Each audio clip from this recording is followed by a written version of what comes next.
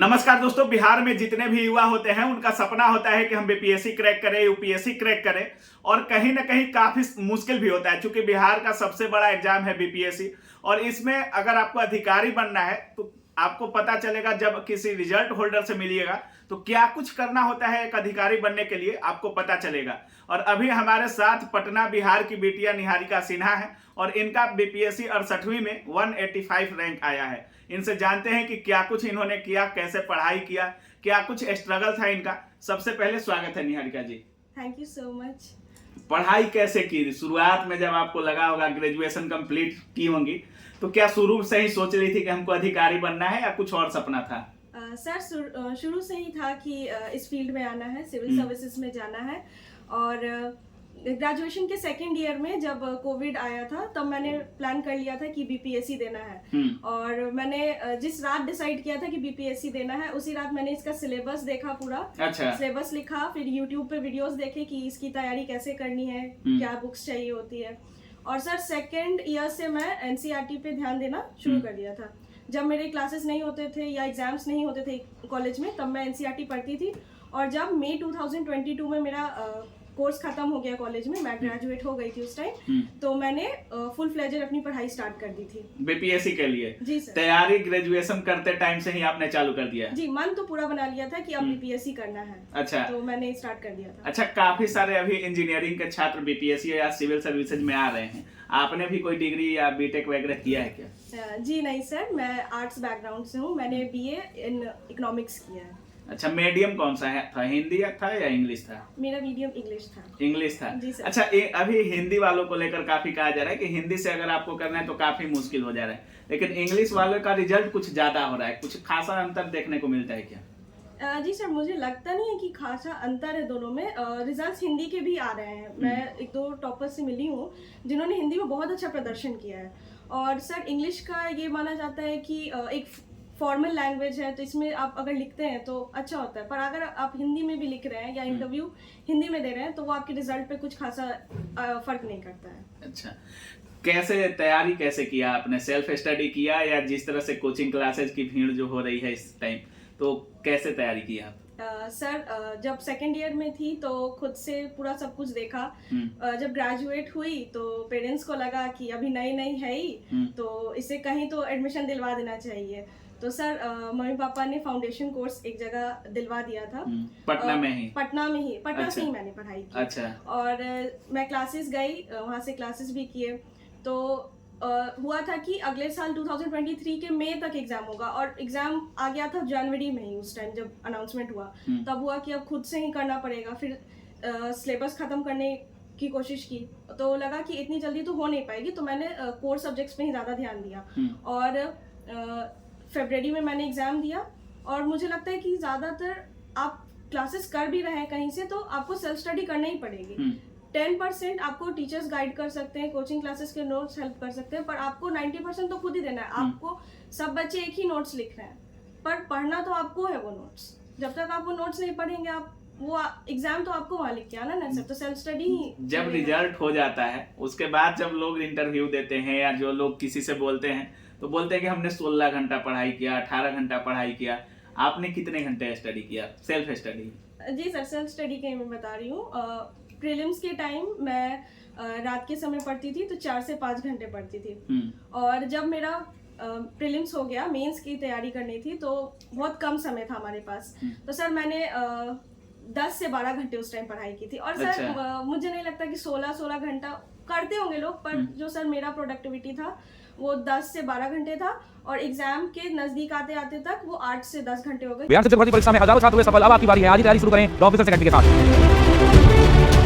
हमारे पास सभी बैचेज उपलब्ध हैं, 1 to 5 पीआरटी के एक्सक्लूसिव बैचेज उपलब्ध हैं, लाइव क्लासेस भी चल रही हैं। उसके अंदर में 6 to 8 के सभी बैचेज जीएस के साथ विषय भी उपलब्ध है, थ्योरी क्लास के रूप में। 9-10 में भी जीएस प्लस सभी विषय अलग अलग उपलब्ध हैं और 11-12 के भी जीएस प्लस सभी विषय हमारे पास उपलब्ध है। और बैच की फीस है मात्र 999 रुपए। ऑफर प्राइस चल रहा है मात्र 999 रुपए में। डाउनलोड कीजिए ऑफिसर एकेडमी ऐप और जुड़िए अभी हमारे साथ। जय हिंद। क्योंकि सिलेबस मेरा धीरे धीरे खत्म होते चल गया था। अच्छा, विश्वास किस पर रखती हैं, स्मार्ट स्टडी पे या हार्ड लेबर पे?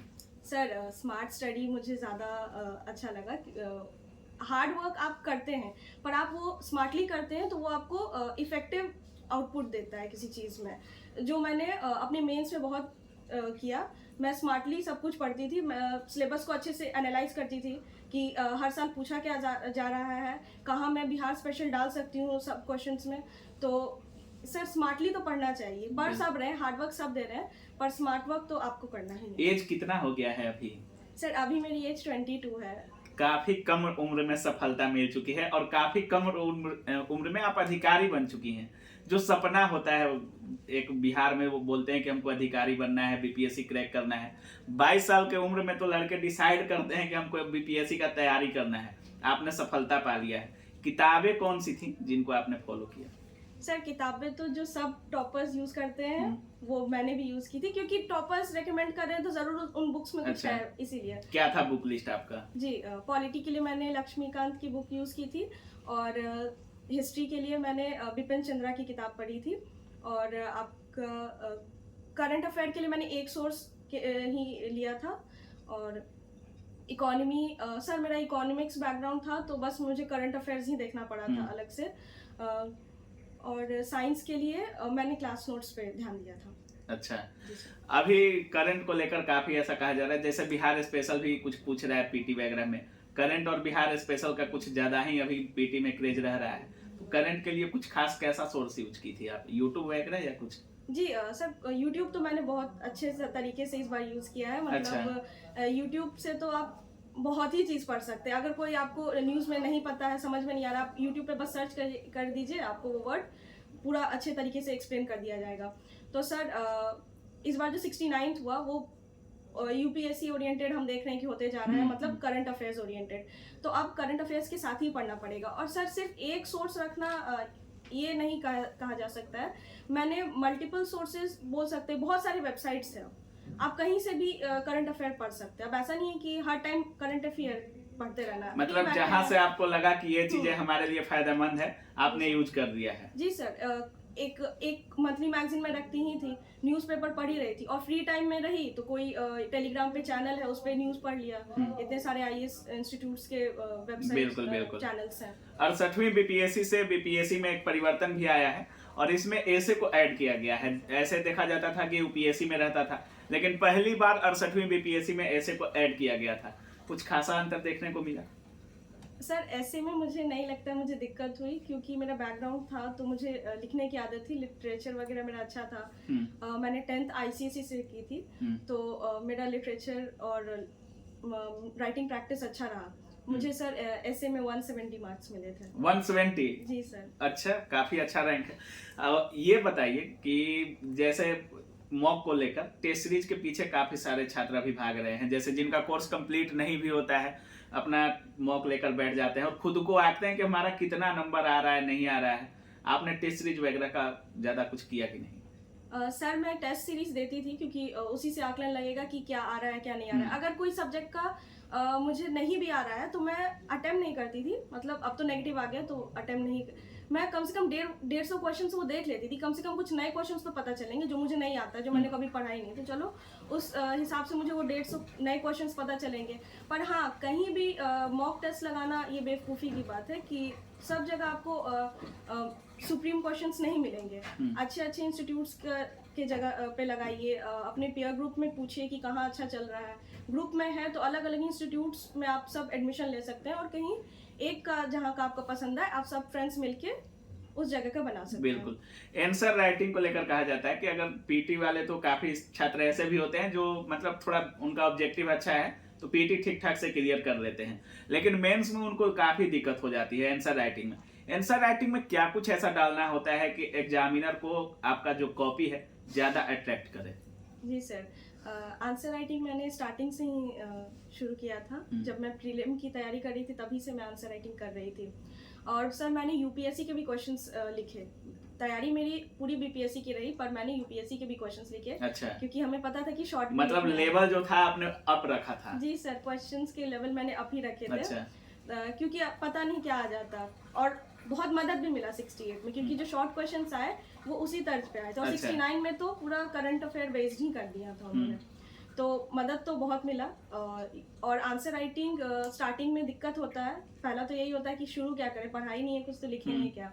तो मैं यही करती थी कि कुछ भी लिखती थी अपने तरफ से, और फिर मैं मॉडल आंसर को देखती थी और फिर उसे हाथ से भी लिखती थी कि चलो कुछ नहीं भी है तो हाथ से लिखा हुआ याद रहेगा बाद में। तो सर बहुत मदद हुआ। जब 68 का वो अनकन्वेंशनल पेपर देखा तो उतना धक्का नहीं लगा। यूपीएससी लेवल के क्वेश्चंस बना रखे थे तो लिखने में इजी रहा। अच्छा, काफी सारे लोग इस समय ऑनलाइन नोट्स भी फॉलो कर रहे हैं, या काफी सारे लोग बोलते हैं कि हमने खुद का नोट्स बनाया था।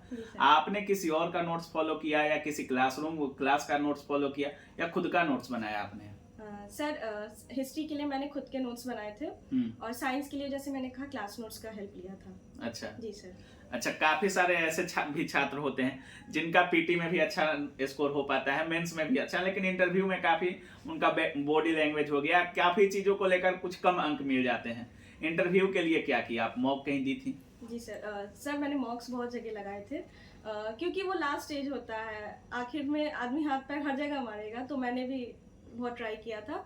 मैंने मॉक्स दिए हैं, बहुत सारे मॉक्स दिए हैं, ऑनलाइन दिए हैं, ऑफलाइन दिए हैं, और बहुत सारे मॉक्स मेरे अभी अवेलेबल भी हैं यूट्यूब पे। और सर इसी का नतीजा है कि मुझे मॉक में 120 में रियल इंटरव्यू में बीपीएससी में 92 आए 120 में से। अच्छा जी सर, काफी अच्छा स्कोर किया। Thank you sir. अच्छा, और कुछ बोलिएगा जो छात्र आपको देख रहे होंगे, जिनका सपना होगा बीपीएससी क्रैक करना, उनको क्या कुछ बोलिएगा?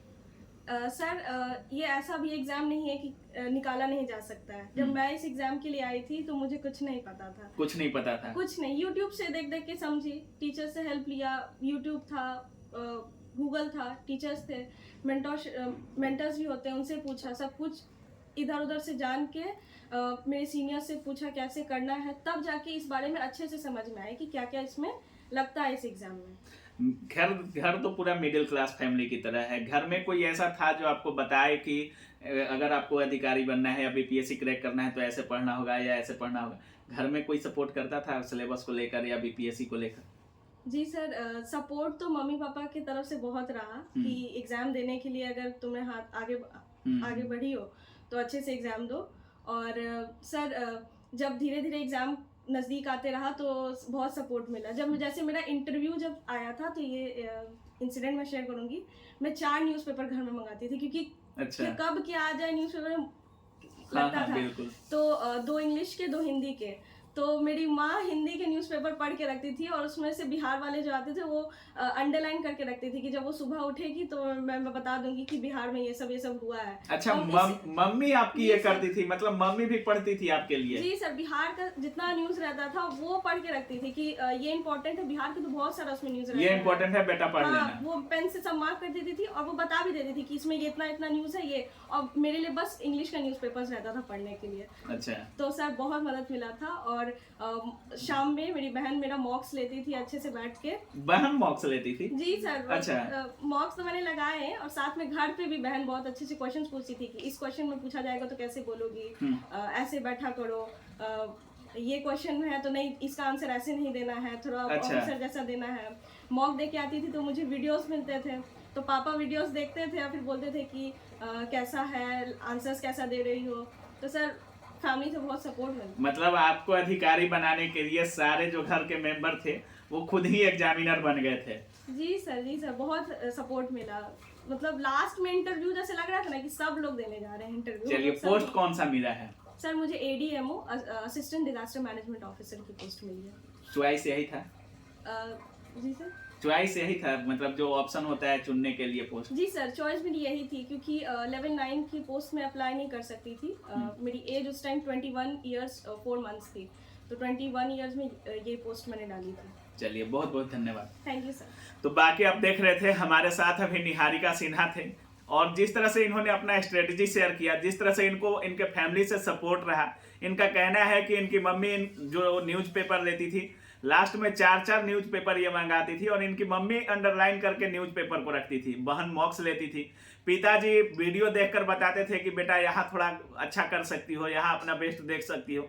मतलब इनको अधिकारी बनाने के लिए पूरा जो घर था एग्जामिनर के तौर पे इनसे पेश आता था। बाकी जिस तरह से ये तैयारी की है, काफ़ी कम उम्र में इन्होंने सफलता हासिल किया है। और आपको भी अगर बीपीएससी का तैयारी करना है तो इनके बताए हुए रास्ते को फॉलो जरूर कीजिएगा, क्योंकि काफ़ी अच्छा स्मार्टली स्टडी किया है इन्होंने, और काफ़ी अच्छा पोस्ट भी मिला है आप इनको। तो बाकी आप क्या कुछ सोच रहे हैं इस पूरे वीडियो के बारे में, अपनी राय कमेंट सेक्शन में जरूर रखिएगा। आप देख रहे थे काबिल न्यूज। जय हिंद।